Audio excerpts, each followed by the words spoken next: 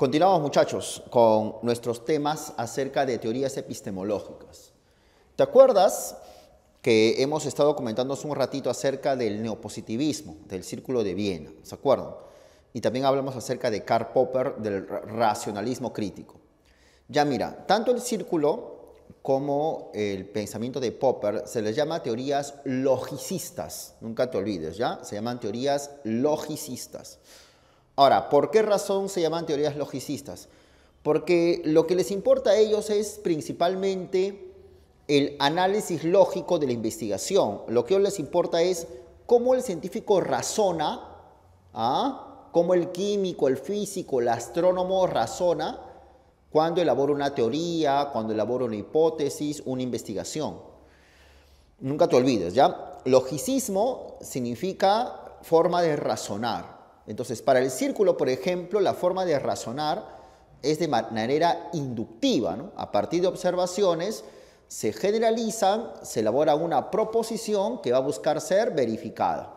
En el caso de Karl Popper, los científicos elaboran hipótesis que guían a la investigación. ¿Te acordarás de ese asunto? ¿No es cierto o no? Ya.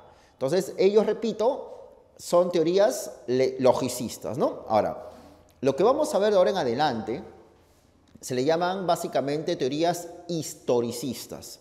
Ahora, ¿por qué razón se le llama teorías historicistas? Su nombre lo dice, pues. Es porque ellos consideran que, de hecho, es importante ver cómo el científico razona, pero es fundamental también dar cuenta el contexto histórico donde se va desarrollando la investigación científica. Ellos le dan mucho énfasis a la historia de la ciencia, a cómo los científicos con el paso de los años y los siglos van elaborando teorías, ¿de acuerdo? Eso es lo que tienes que tener en cuenta. Estas teorías que vamos a presentar ahora son teorías historicistas, ¿ya? Entonces, acá es importante dar cuenta acerca de la historia de la ciencia. Ahora bien, tú quizás sabrás que una de las ciencias más bonitas y más chéveres que existen, maestro, es la astronomía. La astronomía es aquella ciencia antiquísima que se remonta a los babilónicos y que dan cuenta de los astros. Es una teoría científica y es una teoría antiquísima, maestro. No confundir astronomía con astrología, porque sabes que astrología es aquella pseudociencia que elabora horóscopos, Aries, Cáncer, Géminis. Aunque mira, sinceramente en ese tiempo los astrónomos eran astrólogos. Los astrónomos observaban el cielo, estamos hablando pues del año 3000 a.C., profe, hace tiempo. Observaban a ojo directo, no había lente, no había telescopio, miraban así. Imagínate un cegatón mirando el cielo, nada más, miraban al cielo. Ahora, lo hacían con un interés de pronosticar, por ejemplo, la aparición de lluvias que permiten la cosecha, un día bueno para poder hacer una ofensiva militar, un día adecuado en el cual el enemigo iba a venir a invadir, y eso les permitía más o menos sugerir algún pronóstico, ¿no? La muerte de un rey, el nacimiento de una persona, una cosa bien curiosa, y aparece la astrología justamente, ¿ya? Entonces, en ese tiempo, astronomía y astrología eran lo mismo en realidad, ¿ya? Ahora, más o menos cuando se independizan, en el siglo XVI y en la época moderna. Ahora bien, tú te pones a imaginar, profesor, te digo así, sencillamente. La vez pasada hablamos de esto, ¿no? De que yo te decía que Urano es el planeta más lejano que puede ser visto desde la Tierra, a través del ojo humano. Claro, con telescopios, obvio, pero puede ser visto desde la Tierra. Pero en ese tiempo, cuando no habían telescopios, profe, ni siquiera habían lentes como estos, ¿cómo los científicos babilónicos, griegos, egipcios podían distinguir entre un planeta y una estrella? Porque si te has percatado, por lo general, salvo Venus a veces Venus, pero principalmente la Luna y el Sol, salvo esos astros, todo lo que se ve en el cielo desde acá se ve como estrella, o sea, se ve X, nada más, una lucecita ahí. Entonces tú te pones a imaginar, profesor, pero si desde acá todo se ve X, estrellitas nomás, ¿cómo los astrónomos han llegado a distinguir entre un planeta y una estrella? Si desde acá todo se ve como estrella. No sé si me hago entender. Lo que pasa es que estos señores lo que hacían eran mapas en el cielo. Mapas. Por ejemplo, acá te pongo un caso. Por ejemplo, tú tienes acá un día cualquiera, pues, ¿no? Entonces los astrónomos observaban el cielo, estamos hablando de los antiguos astrónomos pues babilónicos, egipcios, también Aristóteles, ni hablar, Platón, Pitágoras, Tales de Mileto, que predijo un eclipse. Entonces, ¿ellos qué hacían? Ellos miraban el cielo, así, a ojo directo, ¿sí, no? Directo, ¿no? Miraban, claro, con la ayuda de sus siervos, pues, ¿no? Nunca estaban solos. Entonces, ellos mapeaban, miraban, a ver, allá en el fondo hay una estrella. Entonces, agarraban con su dibujito, su tiza, agarraban una estrellita así, va. Allá, pero en línea recta, allá hay otra estrella, allá hay otra estrella, línea recta, ¿no? Ya, a ver, otra estrella, otra por acá. A ver, o la línea recta, allá, tercera línea recta, allá, listo, recto, pero hay una estrella más, mira, formando una línea de 4 estrellitas, una línea más, ahí está. Pero hay una más todavía, mira, una estrella que cruza así como si fuera una L gigante, una L, ¿no? Acá está. Lo que hacían ellos, repito, chicos, son mapas. ¿Ya? Entonces, por ejemplo, un día cualquiera, los astrónomos antiguos, Aristóteles, para poner un nombre propio, observaban el cielo y se daban cuenta, pues, que en el cielo estaba este orden de estrellas, ¿no? En forma de L. Pero pasaban los días, por ejemplo, 300 días más, y se percataban, porque ellos miraban el cielo todos los días, que, por ejemplo, esta formación en L, que está así, al pasar 300 días, estaban así.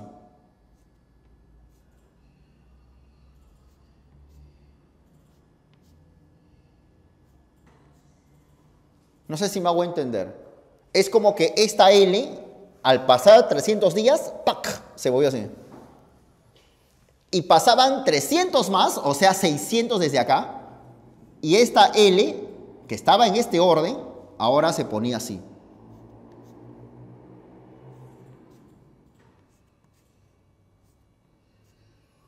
No, raro. Y pasaban 300 días más, que serían 900 días, profesor, y esta L se ponía así.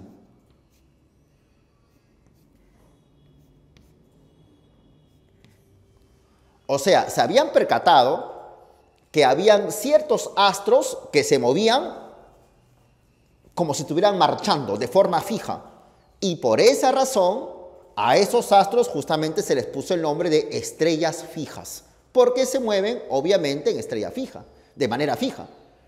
Lo que les hacía sugerir de que el cielo era una suerte de casco, de esfera grandota, en el cual se movían los astros de manera fija, invariable. Eso observaban los astrónomos.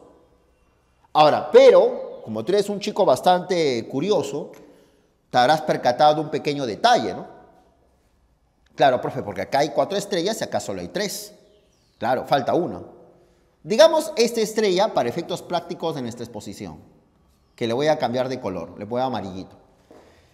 Se esperaba que al pasar 300 días más, esta estrella amarilla tendría que estar acá, ¿o no? ¿No es cierto o no? Pero no estaba ahí. Pasaban 300 días más y esta estrellita cambiaba de lugar, se ponía por acá, por ejemplo. Qué raro. O sea, estas se mueven marchadita y esta se mueve como quiera. Pasaban 300 días más, se esperaba que esta estrella tendría que estar ¿dónde? Aquí, ¿no? Siguiendo con el patrón. Pero no, esta estrella no estaba ahí. Digamos que estaba por acá. Y pasaban 300 días más y esta estrella, que siguiendo el patrón tendría que estar acá, no estaba aquí. Se había puesto ahora por acá. Qué raro. O sea, los antiguos se habían percatado de que existen ciertas estrellitas que se mueven por el cielo como les venga la gana. Se mueven así, ¿no? Mientras que un conjunto de astros se movían de forma regular, de forma fija, había otros que se movían. Y por esa razón, estos astros reciben un nombre. Los antiguos le llamaron, ¿sabes cómo? Vagabundos. Y vagabundos en griego, ¿sabes cómo se denomina? Planeta.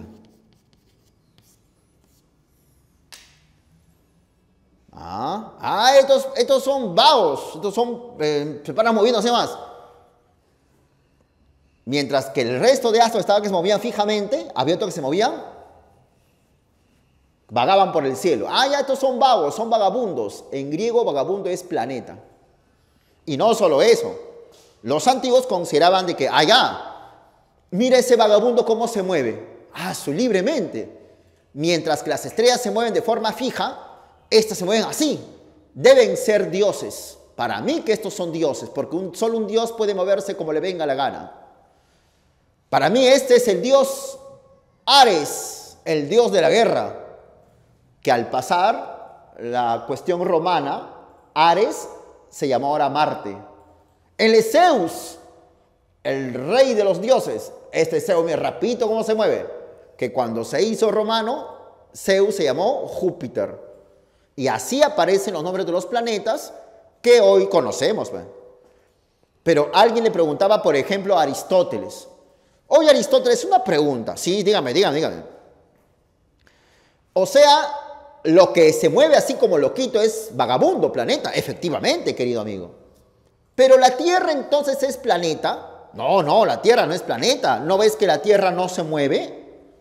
La Tierra no es planeta. ¿Cómo va a ser planeta? La Tierra es fija, recontra inmóvil. Este no sale de su casa para ir más. Oye, a Aristóteles, una pregunta. ¿Y el Sol es planeta? El Sol. Te refieres a Helios. Bueno, en mis tiempos el Sol se llama Helios. Efectivamente, querido amigo. Helios sí es planeta. Y Helios se mueve rapidito. En cambio, Gea, la Tierra, no es planeta. Interesante. Entonces, para nosotros los griegos, la Tierra es el centro del universo. Y todos los astros giran alrededor de ella. Propuso esa teoría Aristóteles, o fue uno de los mayores defensores de esa teoría, y tiempo después fue desarrollada por un señor egipcio llamado Claudio Ptolomeo, en el siglo II, ya en nuestra era cristiana. Por eso es que la teoría se llama aristotélica tolemaica, esa famosa teoría geocéntrica que afirma que el centro es la Tierra y que todo gira alrededor de ella. Pero, ¿sabes cuál fue el problema? El problema fue de que como que esa teoría puede resultar bastante obvia, ¿no? La Tierra está en medio, y es más, se puede observar que las estrellas se mueven, mira cómo se mueven las estrellas, es más, los planetas se mueven, el Sol, ni hablar, se mueve, porque uno observa nada más con tus lentes tranquilos, ves el Sol se mueve alrededor de la Tierra, y la Tierra pues no se mueve. Era una teoría bastante obvia, era aceptada, evidente, de por sí válida, era una teoría científica. Y como teoría científica, esta teoría geocéntrica tendría que explicar muchos fenómenos. Por ejemplo, el hecho que desde la Tierra el planeta Marte presenta un movimiento bastante extraño. Entonces, los filósofos, investigadores de la época como Pitágoras, Tales, Aristóteles y otros, se habían percatado de un hecho bastante raro en el caso del planeta Marte, que repito, sí se podía ver como una estrellita desde la Tierra. Entonces, por ejemplo, tenemos acá el cielo y acá tenemos en rojo el planeta Marte. Digamos que esto de acá es Marte. ¿De acuerdo? Marte. El planeta Marte. Le pongo M porque es Marte. Acá lo ponemos. ¿De acuerdo? Ya. Muy bien. Digamos que pasaba un tiempo, unos días, y Marte, que estaba en esta ubicación, aparecía por acá. O sea, al cabo de unos días, Marte se movió en el cielo de esta manera. ¿De acuerdo? Ahora, así normal, ¿no? Porque era un vagabundo, un dios, se podía mover como quiera. Pero pasaba unos días más y Marte, que estaba aquí en el cielo, aparecía por acá.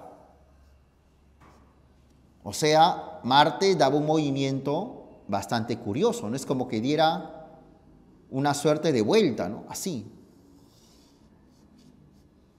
Y no solo eso, pasaban unos días más y el planeta Marte, que estaba visto ahora aquí en este punto,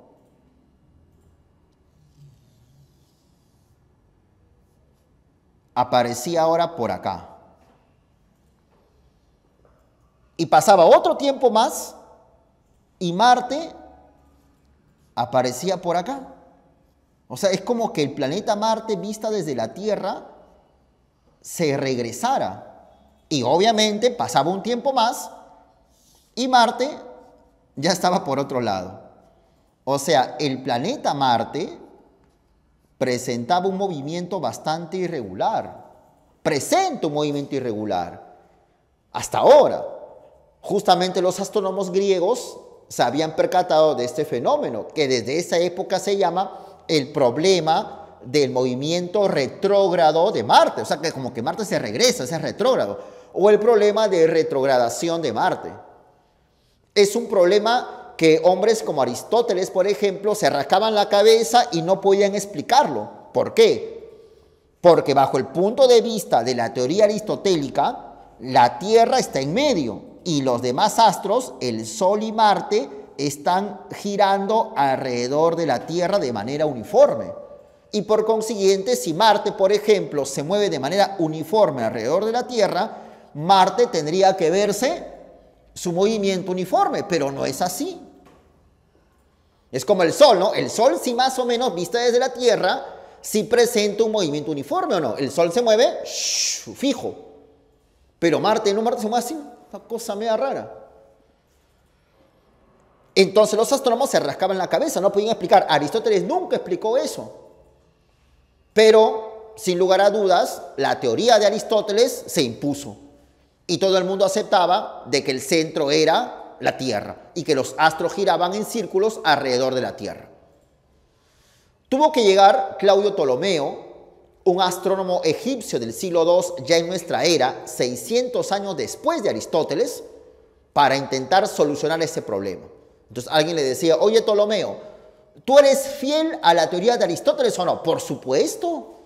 ¿Yo soy fiel a Aristóteles? Claro que sí. Yo soy aristotélico. Yo considero que el centro es la Tierra y que todo gira en círculos. Pero un momento, pues maestro, si todo gira en círculos, ¿cómo rayos explicas el asunto de Marte? Porque ahora no veo círculos, una cosa media, va a ser remolino esto. Hijito, dice Ptolomeo, lo que yo voy a hacer es defender la teoría de Aristóteles. Entonces, para mí, y está hablando Ptolomeo ya, Claudio Ptolomeo, es cierto, como ves acá, que la Tierra está en medio, como lo dijo Aristóteles. Es cierto que el Sol, Marte, Júpiter giran alrededor de la Tierra en forma circular, como lo dijo Aristóteles. Pero hay algo más, y yo vengo a corregir y a complementar lo que dijo Aristóteles. Yo considero, por ejemplo, y nos ponemos por acá, yo considero, por ejemplo, que Marte, el planeta Marte, si bien es cierto, se mueve alrededor de la Tierra, al igual que el Sol, Marte a la vez presenta un movimiento pequeño, un movimiento circular, que le voy a llamar yo epiciclo. Y a la vez, Marte, que se mueve así, al mismo tiempo, Marte se mueve, obviamente, de esta manera.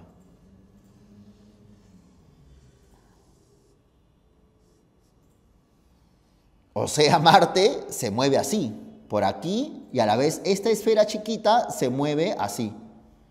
Y eso explica por qué a veces Marte se ve que se está regresando y otras veces se está yendo, porque Marte hace esto. Y luego a la vez esta esferita se mueve en esta, hace esto Marte. O sea, ¿qué cosa hizo Ptolomeo, chicos? Lo que hizo Ptolomeo es solucionar un enigma que tenían los astrónomos. ¿Por qué Marte presenta ese movimiento irregular? Gracias a la posición de Ptolomeo, posición que defiende a Aristóteles, pero que le agrega estos pequeños epiciclos. Ahora, ¿pero cuál fue el problema, profe? El problema fue que en la medida que pasaban las investigaciones y avanzaban los siglos y llegamos ya al feudalismo, los astrónomos se habían percatado de que no solamente Marte presentaba ese movimiento irregular, sino que también Venus, Júpiter presentaban movimientos irregulares. ¿Y cómo solucionaban los astrónomos esos movimientos irregulares de esos planetas? Apelando también a epiciclos, diciendo, bueno, Venus también se mueve en una bolita chiquita, luego una bolita grande. Júpiter también.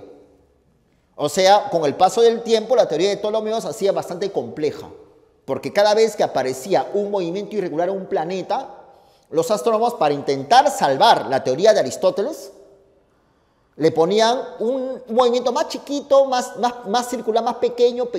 O sea, el asunto se hacía bien complejo.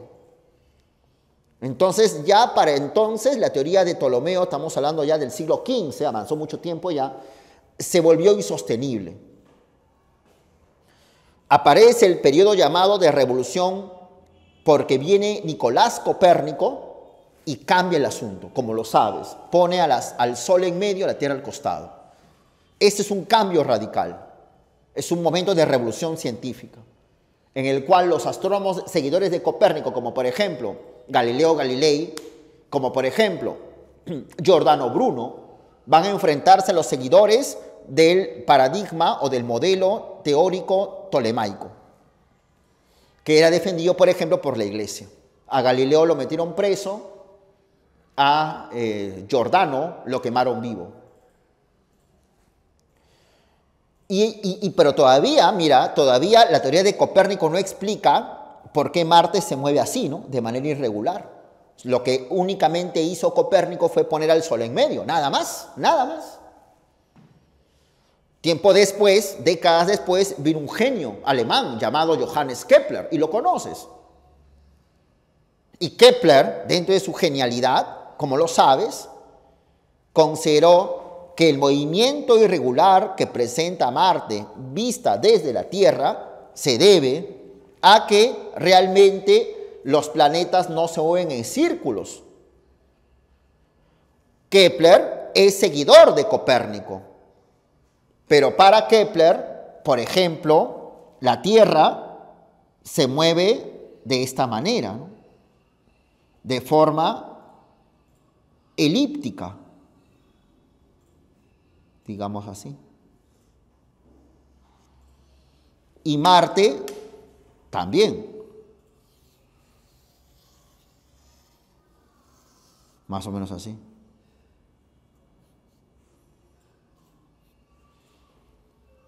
Y la Tierra así.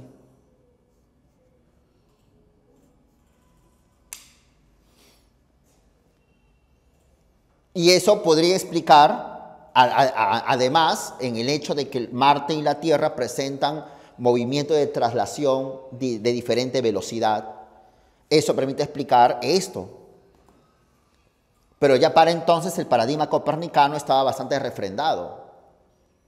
Y por consiguiente quedó esto, pues. Pero de ahí no se sigue que la astronomía haya sido una sola. Lo que ha habido son, al menos en esta exposición, dos momentos astronómicos, independientes entre sí. Dos etapas en el cual no hay una continuidad, sino una ruptura fuerte. Un periodo de revolución científica donde los seguidores de este paradigma fueron perseguidos por los seguidores de este modelo teórico. Si nos damos cuenta, chicos, eso es lo que propone el epistemólogo e historiador norteamericano llamado Thomas Kuhn. Según Thomas Kuhn, lo que hacen los investigadores no es tanto, digámoslo así, investigar objetivamente y todos los científicos están en pos de la verdad. No, eso es una barbaridad.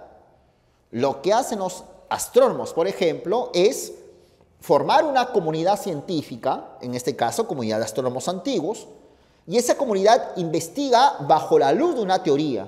Por ejemplo, Ptolomeo investigaba bajo la luz de la teoría de Aristóteles, aceptando la teoría de Aristóteles como si fuera una verdad. Y es más, Ptolomeo lo que hace es defender la teoría. A esa teoría aristotélica que sostenía que el centro es la Tierra y que los astros se mueven de forma circular, se llama paradigma, dice Thomas Kuhn. Es una suerte de ciencia aceptada como modelo de cómo se debe investigar y cómo se deben percibir los objetos. ¿Por qué percibir? Porque gracias al paradigma aristotélico, la Tierra no se percibía como planeta y el Sol sí. Pero cuando llegó Copérnico, o mejor dicho, la teoría de Copérnico, la Tierra se hizo planeta, entre comillas, claro. O sea, comenzó a percibirse como planeta y el Sol dejó de ser percibido como planeta. Además, el paradigma ofrece una manera de investigar que justamente le permitió a Ptolomeo plantear los epiciclos, movimiento circular, ya que lo circular es perfecto. En cambio, como ya Kepler estaba siguiendo el paradigma copernicano, entonces Kepler, que era un religioso, era un hombre muy devoto de Dios, pero él se basaba más en el cálculo matemático y en la investigación experimental. Entonces Kepler, que sabía de Galileo y sabía lo importante que era observar, entonces se está guiando por otro paradigma, ¿no? Paradigma copernicano, paradigma que considera de que la investigación no debe basarse en perfecciones o en dogmas, sino que la investigación debe basarse en la observación, en el cálculo matemático.